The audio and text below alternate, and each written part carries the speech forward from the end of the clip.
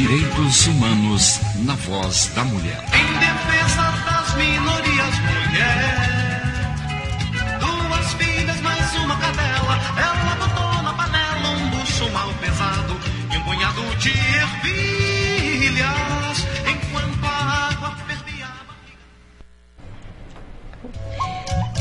Tereza Souza, secretária municipal de Políticas para as Mulheres de Goiânia. Seja muito bem-vinda em nosso programa e a gente fica muito feliz sabendo que você nos traz sempre notícias e propostas boas. Boa tarde, Divina, boa tarde, Ivone, boa tarde a todas e todos os ouvintes aqui da Rádio Universitária. Um abraço para o Gilberto que está aí na técnica. Para a gente é sempre importante estar em rádios, principalmente, que tem essa celeridade para atingir o público em Goiânia e em Goiás, Divina. Isso mesmo. E você hoje nos fala assim, de diversos assuntos, sobretudo o aniversário de 7 anos da Lei Maria da Penha, que nós estamos comemorando agora no começo de agosto, as ações da Secretaria, o relatório da CPMI sobre as mulheres de Goiânia, Goiás e outros assuntos, né? Então é um momento assim bastante importante da gente estar podendo te ouvir das suas propostas, das suas ações. Então, você podia nos falar, Tereza, o que vocês têm feito em favor das mulheres goianienses, principalmente no combate à violência doméstica? Certo. Na realidade, Divina, a gente veio num crescente. Esse momento agora, para nós, por exemplo, lá da Secretaria de Políticas para as Mulheres, é super importante, porque nós estamos na fase de licitação de todos os equipamentos que vão estar na Casa Abrigo. Nós conseguimos aprovar um projeto com o governo federal da Casa Abrigo de Goiânia, que vai ser a primeira aqui do nosso estado, com essa estruturação padrão Secretaria de Políticas para as Mulheres da Presidência.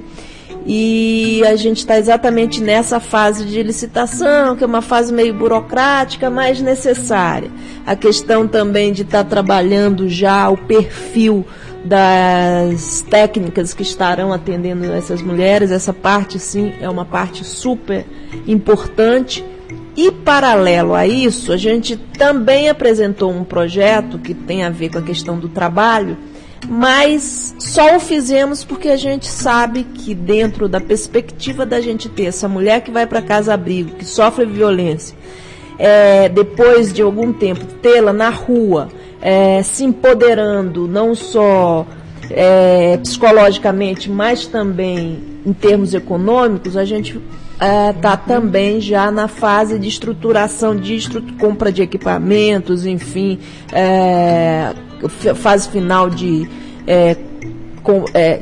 elaboração do curso, nem é de elaboração, já é a fase final mesmo do curso, tanto da construção civil, quanto um outro curso na área de tecnologia da informação, que é para capacitar essas mulheres nessas duas áreas. São áreas bem diversas, mas são áreas que uma tem dado tem muito campo de trabalho para essas mulheres e outra tem feito com que essas mulheres se socializem nesse mundo moderno que hoje tudo, né, na base do computador. Você vai num banco, você tem que digitar uma senhazinha lá.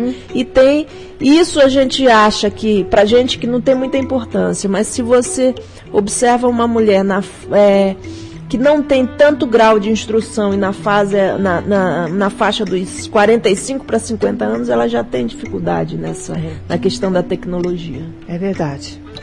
E, Tereza, quais são os maiores entraves nesse trabalho? Olha, os maiores entraves, eu te digo que são os recursos humanos, a preparação dos recursos humanos, porque nós temos uma preparação acadêmica, é até bom que a gente esteja falando aqui na Rádio Universitária, a gente tem uma preparação acadêmica mais positivista. O advogado sai preparado para, enfim, atender uma grande empresa, atender questão na área de direito de família, trabalhista, mas ele não sai preparado para atender uma cliente que também tem um perfil social degradado, que é no nosso caso é uma mulher vítima de violência doméstica, que é diferente daquela que foi vítima no trânsito, de uma violência de trânsito, é completamente diferente. Em geral, essa abordagem, essa realidade não é tratada na escola, né? De jeito nenhum. Eu sou tranquila em dizer, eu sempre uso o exemplo dos advogados, até porque, como eu passei pela escola de direito, eu sei como é que a gente tinha essa preparação. Sim. Acredito que com os médicos, assistentes sociais, psicólogos também ocorra da mesma forma. É verdade. E você já tocou na questão da casa-abrigo. Então, você disse que já está em andamento, já está em execução. Compra de equipamento, essas coisas. Você acha mais ou menos quando? A gente acha que até o final do ano a gente consegue dar esse presente aí para as mulheres de Goiânia. Que coisa boa. Eu acho que foi uma determinação desde que 2011, quando a gente veio estar com vocês aqui no programa, que falamos com vocês, foi uma determinação do prefeito Paulo Garcia. Foi durante a passagem do primeiro para o segundo mandato, ele prometeu isso para as mulheres goianienses e a gente está cumprindo uma tarefa aí que ele nos deu de estar implantando a casa-abrigo e os serviços paralelos, né? Estamos também aprimorando a questão do centro de referência, porque com o Hospital da Mulher ficou mais fácil, com o Instituto da Mulher, ficou mais fácil a gente fazer o encaminhamento dessas mulheres vítimas de violência para a unidade que existe dentro do Instituto da Mulher. Então, isso é uma transversalidade real que a gente está conseguindo fazer dentro dos órgãos da Prefeitura. Que ótimo. E, Tereza, a Secretaria Municipal de Políticas para as Mulheres está participando da coordenação do dia 7 de agosto, quando a Lei Maria da Penha completa 7 anos. Como vai ser essa comemoração aqui em Goiânia? Olha, para mim, na verdade, ela completa 8 anos. Já 8? Não, estou brincando. Porque você trabalhou antes.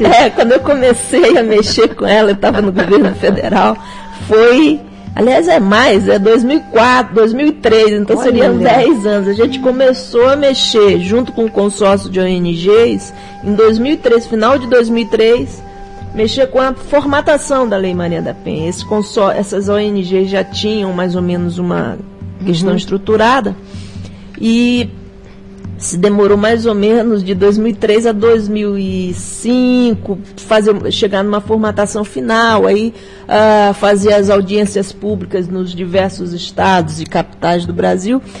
E quando a lei chegou na Câmara, ela foi tão facilmente aprovada justamente porque já tinha tido essa conversação anterior. Todo esse processo, isso, né? Talvez seja um grande exemplo que uma legislação, para ela pegar, ela tem que ter um processo. Ela não é só o fim, ela é o processo. E talvez o processo tenha sido até mais educativo do que o fim da Lei Maria da Penha. Olha, que interessante. Então, tudo bem, ela está fazendo 7 anos no dia 7 de agosto da sanção, né? Mas foi um trabalho anterior, foi um trabalho que eu diria que as organizações não governamentais do governo federal trabalharam de uma forma integradíssima. Foi uma coisa de dizer, não, a lei tem problema aqui, tem um problema de conteúdo ali. Claro, o movimento feminista por si só avançaria muito mais aí. Acaba que um dos avanços que a gente já queria naquela época aconteceu no início desse ano, que é a questão se a denúncia era da mulher ou podia ser uma denúncia pública, né? Isso, desde o princípio, as feministas já acharam, e a gente também, como o governo, achava que era para não ter essa coisa de tentar transigir quando fosse fazer o boletim de ocorrência. Então, é mais um aporte que acaba acontecendo nesse ano de 2013, no início do ano. Mas eu acho que esse ato que o Fórum de Mulheres e outras instituições estão fazendo, nós como Secretaria Municipal, inclusive, estamos participando desse ato no dia 7 agora, semana que vem, 7 de agosto, em frente à Assembleia, ele é importante porque ele está coincidindo com os 7 anos da lei, mas não só, ele está coincidindo também com um apanhado de recomendações que foram feitas pela CPMI da Violência. A CPMI da Violência esteve aqui em Goiás, em Goiânia, esteve em Lusiânia, enfim, e várias questões foram apuradas em cima disso daí. Eu fico até super feliz que não tem nenhuma para cumprimento a nível municipal Goiânia. A gente já tinha cumprido as ações, que era a reestruturação do centro de referência, a questão da pesquisa sobre o tráfico de mulheres e a questão da casa-abrigo vindoura. Então, a gente está até bem tranquila em relação a isso, nós como Prefeitura de Goiânia. Mas eu fico também, eu digo que eu fico quase que desejando assim, participar mais lá da discussão que o pessoal está fazendo em Brasília, porque alguma das recomendações eu acho que é super importante de serem incorporadas à questão da Lei Maria da Penha e ao Código Penal, que é a questão de um novo tipo penal. Isso seria fundamental para agregar essa questão mais nessa questão do enfrentamento à violência contra a mulher, que é o tipo penal do feminicídio, que seria uma agressão a uma mulher só pelo fato dela ser mulher. Né? Isso é uma das recomendações que está no relatório da CPMI. Aí tem uma questão da degradação de pena, se é com violência, se é na base na base da discriminação psicológica. Então tem várias questões que se enredam aí. Eu acho que essa talvez a gente não tenha, as pessoas ainda não tenham, ficam se prendendo na coisa mais física, não tem casa-abrigo aqui, não tem centro de referência regional ali, não sei o quê. Mas eu acho que essa questão de fundo talvez seja mais importante do que todo o resto. E claro, a aplicabilidade correta da lei. Porque quando eu comecei falando de recursos humanos, eu acho que a capacitação dos gestores da área de direito, aí vai o equipamento policial, os próprios advogados, juízes, isso é fundamental. Porque sem isso, a Lei Maria da Penha vai ter sempre um fosso ali no meio entre o que é real e o que está se dando no cumprimento à lei. E quais os maiores avanços que aconteceram durante esse tempo? Você já tem dito aí, né? Mas os desafios também que a gente ainda tem. Os desafios, eu acho que começar a discutir esses novos tipos penais são um desafio. Eu acho que isso vai ser um desafio porque aí vou linkar com a questão dos avanços, porque a Lei Maria da Penha em si, se você observa ela como operador de direito, ela é um avanço, porque ela junta legislação penal, ela junta legislação trabalhista e legislação civil. São 3 tipos de legislação numa lei que você não sabe definir se ela é penal. As pessoas pegam em geral pelo direito penal, mas ela tem a questão da CLT ali dentro, ela tem a questão do Código Civil também, então tem algumas coisas que estão ali dentro. Isso foi um avanço. E eu acho que agora a questão do tipo penal, dessa nova discussão em relação ao tipo penal, vai ser um outro avanço. Acho que o poder, agora, a mudança do tipo de crime, de ser uma ação, não ser mais uma ação privada, ser uma ação penal pública, isso é importante. E isso obriga com que os operadores de direito também se reciclem. Eu acho que a gente está aprendendo uma nova forma de fazer leis. E fazer lei sempre, como existe uma figura aí no direito brasileiro, que é a figura de estar observando a sociedade para a aplicabilidade da lei. Isso eu acho que é fundamental. Acho que agora mesmo, quando a gente está numa época de ver movimentos na rua, isso significa que o gestor, a pessoa que opera o direito também, tem que começar a ver que as coisas não são tão positivistas como eram no passado. Elas agora têm um movimento, uma celeridade muito maior, principalmente com o advento da internet, das grandes redes sociais, e as outras áreas da sociedade vão ter que dar resposta a isso. Então, isso acho que pode ser um avanço, as discussões em relação a isso, com certeza, e a discussão de uma nova forma do profissional estar se colocando no mercado e no atendimento às mulheres. Muito As bom. mulheres são sempre vanguarda. Eu acho que aí elas são novamente uma vanguarda. É verdade, Tereza. A gente sente que nós estamos sempre buscando irmos além, né? Há poucas semanas, nós recebemos o relatório da CPMI, que é a Comissão Parlamentar Mista de Inquérito, que você também já citou, que investigou a situação das mulheres e a violência contra elas. Infelizmente, Goiás, nesse relatório, está em segundo lugar. E o que a CPMI aponta para trazer tão números alarmantes assim? Na realidade não é bem segundo lugar. Se a gente for contar tudo isso, Goiás está em 9º lugar e Goiânia em 7º lugar, em termos relativos aí de população. Certo. Porque aí é a tal história, não dá para comparar a nossa população de Goiânia de 1.300.000 habitantes com a população de São Paulo capital, que são 10.700.000 habitantes. Então, a gente tem que fazer essa relativizar, né?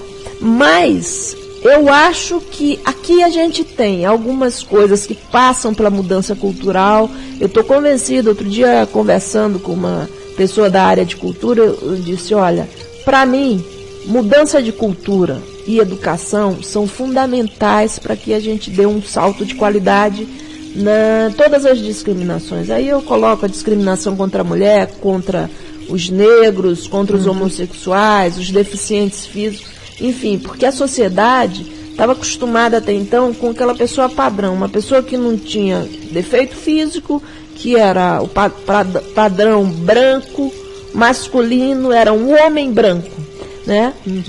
E a gente vai ter que se adaptar a essas mudanças, porque a gente tem negros saindo da senzala, por mais que seja duro dizer isso, mas é que a nossa população negra ainda está meio no regime de senzala, porque são as pessoas que recebem menos ainda, são as pessoas que ainda estão nas profissões menos consideradas.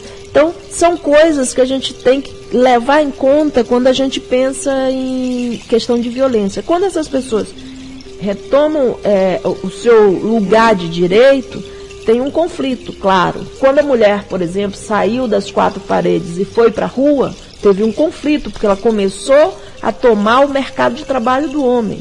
Em alguns casos, até de uma forma melhor, né? Então, teve um conflito de que o homem não era mais o dono daquela mulher. E quando eu falo homem, eu falo em geral, o pai, o irmão, o companheiro, o marido. Então, em Goiás a gente tem muita cultura ainda das grandes fazendas. Essa cultura das grandes fazendas, eu acho que ela proporciona isso. Não é à toa que o outro estado muito violento também é o estado de Pernambuco, que tem a cultura dos grandes engenhos, dos senhores dos engenhos mandando nos seus serviçais. Então, a gente tem essa coisa cultural que a gente tem que começar a quebrar. A gente tem que mostrar para o homem goiano que o homem goiano tem que ser um homem moderno, um homem que, bom, enfim, levou um fora, vai que a fila anda, né?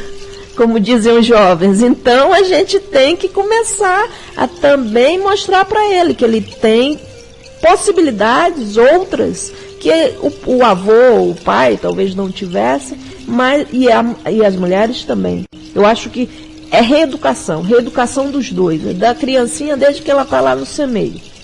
Não pensar que o homem é o dono da mulher, né? Exatamente. Ninguém é dono de ninguém, né? Isso. Nem a mulher é dono do homem, nem o homem é dono da mulher ou dos filhos, né? Exatamente. Acho que é um processo de educação que tem que ser mudado realmente.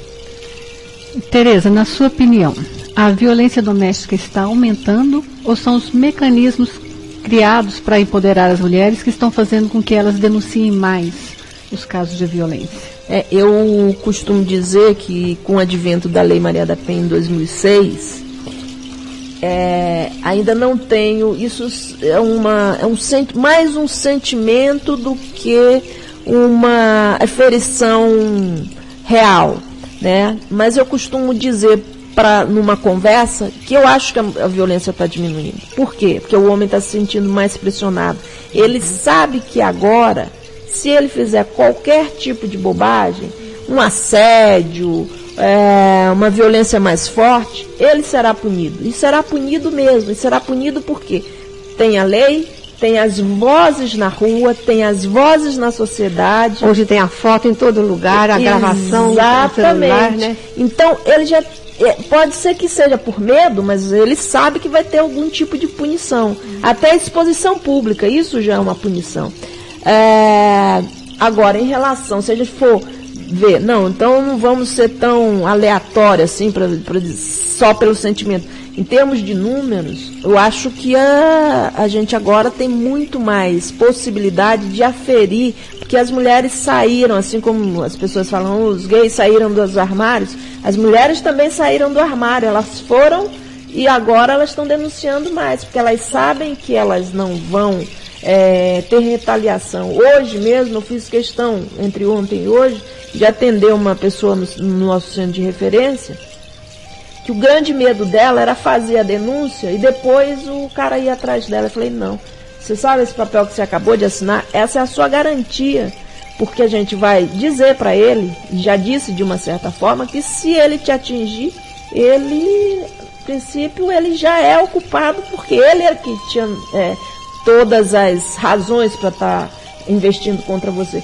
Então, esse tipo de coisa é até educativo para as outras mulheres. Eu disse para ela, olha, você na verdade não está se salvando só você está salvando milhões de mulheres que vivem essa sua situação e não tem coragem de fazer a denúncia.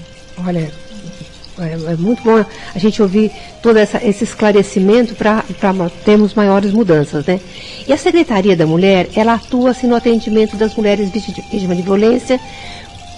Você estava falando próximo à Casa Abrigo, mas no centro de referência você já tem atendimento. Sim, já temos atendimento. A gente não parou. Quando a gente reestruturou em 2011, a gente tem atendido, a gente tem uma média de... depende um pouco. Por exemplo, um mês de julho é um mês atípico. Aí se a gente junta tudo, a gente vai ter uma queda no número. Mas em geral são de 50 a 60 mulheres por mês.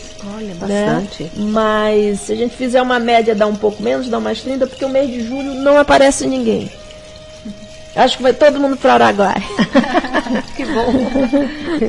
Não tem briga nenhuma, não tem problema nenhum, né? Elas ficam longe. Mas assim, para as pessoas que isso reforça, por exemplo, Divina, que não é o álcool que fazem os homens baterem nas mulheres. Porque eu não conheço o Araguaia, mas eu acho que no Araguaia também eles ficam tomando algumas cervejas por lá e não acontece. A água acho que ajuda a eliminar os problemas, né? Então, Tereza, para as pessoas que estão nos ouvindo, quais são esses tipos de atendimento para que as pessoas possam estar buscando? Uma abordagem social, né? Primeiro, para saber qual é o caso, se é o caso de encaminhar para psicólogo ou encaminhar para advogada. E depois com essas duas profissionais. No caso do encaminhamento para advogada, aí a gente tem todo o procedimento da Defensoria Pública, de fazer acompanhar para fazer a peça lá. Se for o caso de a delegacia, em alguns casos específicos, também fazer esse acompanhamento. Então, é essa tratativa que a gente tem dado dentro do centro de referência. E tem tido, assim, alguns cursos também para ajudar as mulheres, assim? Olha, os cursos são esses que eu já falei para vocês, o da capacitação civil e o da tecnologia da informação. Agora a gente está retomando agora, começamos em 2011, demos uma parada, porque ano passado foi um ano meio atípico por causa da questão eleitoral, a gente não podia fazer algumas coisas por causa da legislação. Então a gente está retomando agora, final de agosto, o que a gente chama Café Mulher, né? Que são personalidades que a gente chama, mulheres que têm alguma expertise em determinada área, que a gente chama para discutir sobre um determinado assunto. O primeiro, acho que, se não me engano, é agora no final de agosto, não sei a data certa ainda, é uma última quinta-feira de agosto, 28. E a gente terá a socióloga Laice Morieri e a ex-deputada estadual que foi também a secretária da Mulher da Semira, Denise Carvalho. Ah, Denise. E a Denise Carvalho, que vão estar discutindo a questão da mulher na política. Né? Legal. Como essa. E a gente vai sempre ter duas pessoas para ter uma leitura diferente de uma e de outra. E é sempre lá na secretaria mesmo? Sempre na secretaria. Então, sempre na última quinta-feira do mês, que horas? Esse especificamente será de manhã, porque a gente está fazendo um trabalho com mulheres de periferia. Então a gente vai estar trazendo essas mulheres de periferia. Os outros vão ser nas quintas-feiras, mais para o final da tarde, 4 horas, 4h30. Ótimo. Joia, A gente está fazendo, inclusive, esse trabalho de mulher de periferia, a gente está agora avançando nas escolas. Eu avisei a secretária Neide Aparecida, eu falei, olha, estou entrando na sua área. Por quê? Porque a gente, uma vez por mês, está levando o centro de referência para a escola. Porque a gente verificou com uma das diretoras, que é nossa parceira, lá do Instituto da Escola Bom Jesus no Novo Mundo, que tem muitas mães vítimas de violência, que às vezes chega para levar a criança, está toda machucada e aí, enfim, o que fazer? E não procura, né? Não procura. Que bom, né, esse trabalho. E, Tereza, nosso tempo já está chegando ao final e nós vamos deixar esse espaço para você fazer as considerações finais e reiterar o convite, né, para o dia 7 de agosto, falar onde que vai acontecer o evento de comemoração do aniversário da Lei Maria da Penha. E também a própria secretaria, onde fica tudo. Tá. A nossa secretaria funciona ali no setor aeroporto, o centro de referência Cora Coralina também, setor aeroporto, Rua 16A, de segunda a sexta, de 8 às 18 horas. Nós temos esse atendimento e vamos começar os cursos, as inscrições para o curso. Quando a gente começa a inscrição para o curso, a gente vai inclusive pedir um tempinho aqui para estar fazendo isso no ar. No dia 7, todas as mulheres que estiverem nos ouvindo, e eu sempre digo os homens de boa vontade também, estejam conosco em frente à Assembleia, no saguão, em frente à Assembleia Legislativa, a partir das 8h30, teremos falas, teremos atos, teremos uma dança sagrada, né, para chamar a atenção para não só para os 7 anos em si da Lei Maria da Penha, mas também para essas recomendações da CPMI e para fazer com que Goiânia seja de verdade uma cidade com qualidade de vida, principalmente para as mulheres. Olha, Tereza, a gente te agradece muito e sempre que você quiser, seja por telefone ou ao vivo aqui conosco, o nosso programa está assim, realmente aberto e para que a gente possa ter essa intercomunicação daquilo que se realiza, daquilo que se busca e interfere, enfim, a gente fica muito feliz de ter você como secretária, de ter todo o grupo atuando nessa área, então a gente agradece muito. Eu é que agradeço, Divina, a você, a Geralda, a Ivone, ao Gilberto e todos os ouvintes que nos deixaram entrar nas suas casas.